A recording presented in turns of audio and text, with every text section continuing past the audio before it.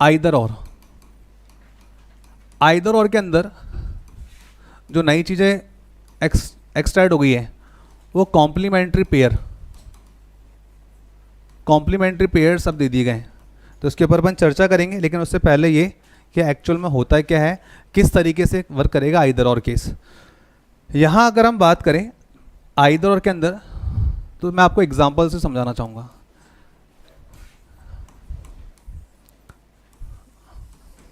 हाँ भाई, स्टेटमेंट पढ़ के क्या समझ में आ रहा है?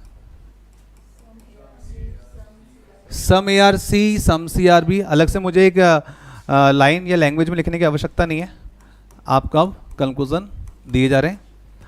उस कंक्लूजन में आपसे ये कहा जा रहा है सम ARB, राइट। नंबर 2 पर कहा जा रहा है नो ARB। तो यहाँ पर सबसे पहले अपना दिमाग दौड़ाते हैं, लिखना नहीं, बहुत ध्यान से देखना। मैं हर बार कहता हूँ चाहे रॉन्ग नंबर सीरीज का क्वेश्चन आए, चाहे सीरीज आए, चाहे सिलॉक्स आए, आंखों से उड़ा दो उसको। क्या लग रहा है? ना कोई सर्कल बनाना, ना कोई गोले बनाने, सीधा हम आंसर बता पा रहे हैं।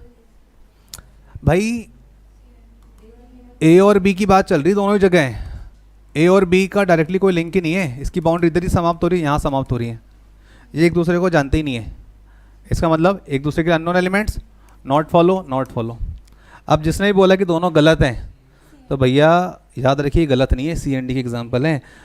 ए और बी जानते ही नहीं है तो काहे की दोस्ती और काहे का बैर, समझो बात को। तो यहाँ पे दोनों क्या हो गए? नॉट फॉलो गए। अब आइदर के रिगार्डिंग बात आती है कि आइदर का मतलब क्या होता है? दोनों में से कोई एक, दोनों में से कोई एक। तो इसके रिगार्डिंग सर्टेन कंडीशंस होती हैं। अब जो कंडीशंस है आइदर और की, वो 3 ही कंडीशन है, आइदर और केस कंडीशंस। और कंडीशन ज़्यादा बड़ी नहीं है, केवल 3 ही है। सबसे पहली बात कंडीशन नंबर 1, बताओ मोहित। ओके, यहाँ पर आप लिखेंगे नंबर 1 के ऊपर बोथ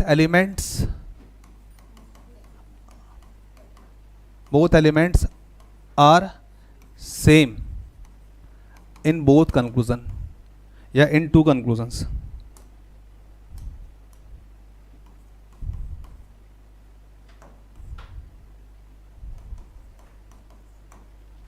अगर मैं बात कर रहा हूं यहां पे ए और बी की, तो ए और बी ऊपर भी अवेलेबल होना चाहिए और सेकंड वाले कंक्लूजन में अवेलेबल होना चाहिए।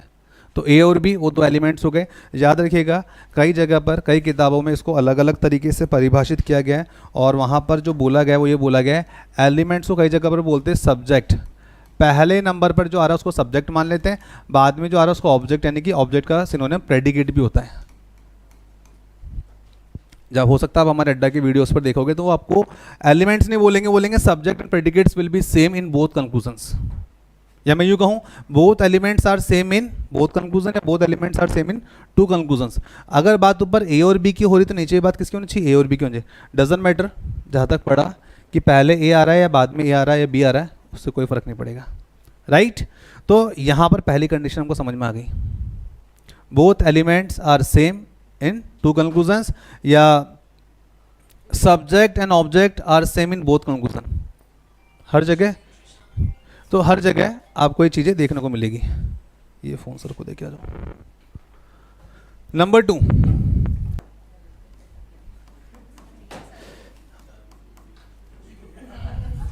अरे बस, both conclusions will not follow और CND।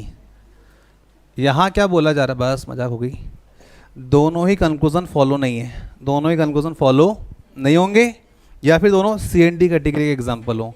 तो यहाँ पर आप देखो ए और बी की बात करते तो ए और बी में डायरेक्टली कोई लिंक ही नहीं है, तो दोनों क्या हो गए? CND कैटेगरी के एग्जाम्पल। वही वाली बात, काहे की दोस्ती और काहे का बैर, ए और बी एक दूसरे को ना जानते हैं ना पहचानते हैं, तो ये कहलाएंगे CND, राइट। नंबर 3 की बात करते हैं। नंबर 3 में आपको जो देखने को मिलेगा, भाई आइदर और की बात करें, आइदर और का मतलब होता है दोनों में से कोई एक, तो 2 ही कंक्लूजन की बात होगी हमेशा और हमेशा। तो 1 conclusion should positive, another should negative.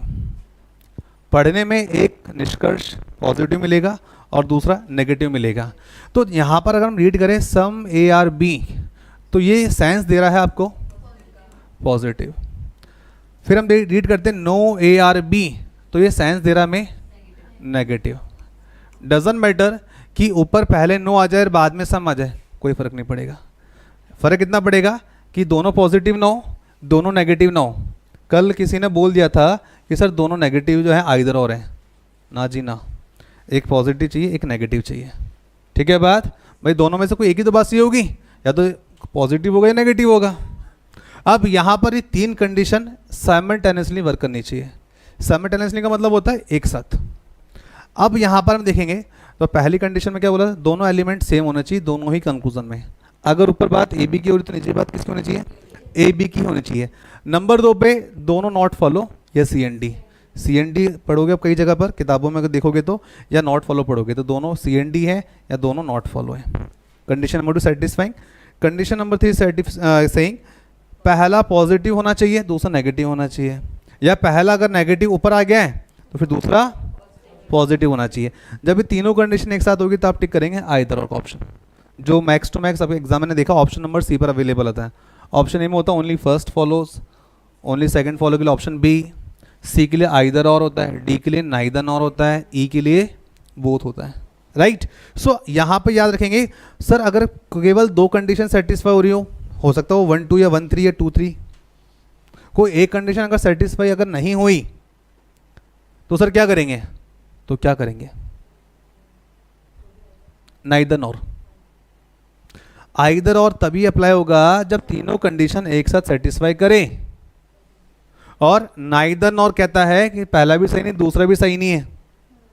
और अगर सपोज करो दोनों में से कोई एक नेगेटिव आ जाए, नेगेटिव बोले तो रॉन्ग आ जाए, आइदर की कंडीशन क्या है, कुछ लोग केवल क्या देखते हैं कि दोनों नॉट फॉलो तो हो रहे हैं यार, दोनों कुछ गलत है, चलो आइदर टिक कर दे ना, दोनों सी एन डी होने चाहिए।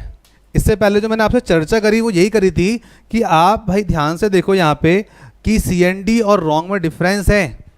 अगर आप किसी भी किताब को उठा के देखोगे तो रॉन्ग प्लस पॉसिबिलिटी को उसने रॉन्ग ही बताया है, but C and D plus possibility को उसने हमेशा सही बताया है। अब कुछ लोग सी एन डी को अलग तरीके से समझाते हैं, कोई अननोन एलिमेंट्स बोलता है, कोई नो डायरेक्ट रिलेशन बोलता है।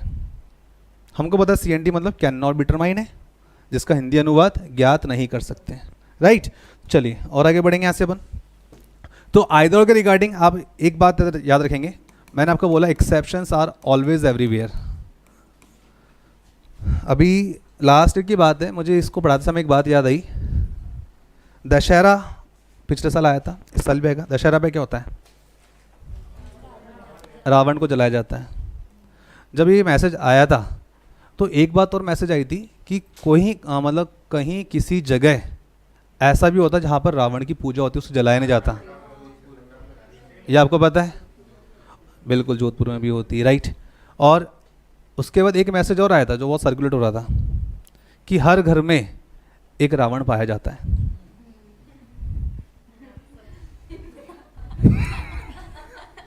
तेरे घर में तू नहीं है, कोई और हो सकता है। तो ऐसा लोग कहते हैं अक्सर, और हमको समझ में आ गया कि किसकी बात हो रही है। हो सकता है आपके परिवार में तो कोई दूर इसने डिक्लेयर ही कर दिया। ठीक है। और ताऊ जी क्या पता तेरे बारे में सोचते हो समीर है। तो एक्सेप्शन की अपन बात कर रहे थे। एक्सेप्शन में क्या होता है कि गुरुजी आपने ये तो कह दिया कि एक पॉजिटिव होना चाहिए और एक नेगेटिव होना चाहिए। राइट। लेकिन याद रखेंगे ऑल का कभी भी नो के साथ कॉम्बिनेशन नहीं होना चाहिए कि भाई ऐसा आ जाए all A are B no A are B. ठीक है। तो यहां पे कभी भी आइदर और नहीं बनेगा। कॉम्प्लीमेंट्री पेयर की खासियत कि ऑल और नो के कॉम्बिनेशन नहीं बनते, आइदर और नहीं बनेगा कभी भी। आप सोचो कि सर आपने तो बोला था हाँ भाई ए बी सेम हो रहे हैं दोनों में, एक पॉजिटिव भी देखने को मिल रहा है एक नेगेटिव भी देखने को मिल रहा है, दोनों नॉट फॉलो भी हो रहे हैं। तो ऑल के साथ नो कभी नहीं मिलना चाहिए सिलॉक्स के अंदर। वहाँ पे देखते ही नाइदर नॉट टिक कर दीजिएगा। राइट। इसकी कहानी क्या है वो अपन आगे चर्चा करेंगे विस्तार से। फिलहाल के लिए अब देखो कॉम्बिनेशन कहाँ का बन सकते हैं, सम के साथ सम नॉट। भाई सम पॉजिटिव है सम नॉट नेगेटिव है, एक पॉजिटिव एक नेगेटिव मिल गया। उसके बाद अगर हम आगे बात कर लें तो हो सकता है यहाँ आपको ऑल मिल जाए, नंबर 2 पे क्या मिल जाए, सम नॉट मिल जाए, तो एक पेयर ये बन जाएगा। और अगर अपन आगे और बात कर लें यहाँ पे, अगर यहाँ पे नो आ जाए तो नंबर 2 पे क्या आना चाहिए, सम आना चाहिए। आप देखो मेरे किसी भी एग्जाम्पल के अंदर ऑल और नो का जिक्र नहीं है। तो 3 तरीके से ही आपको आइदर और टिक मार्क करने हैं, याद रहेगी बात।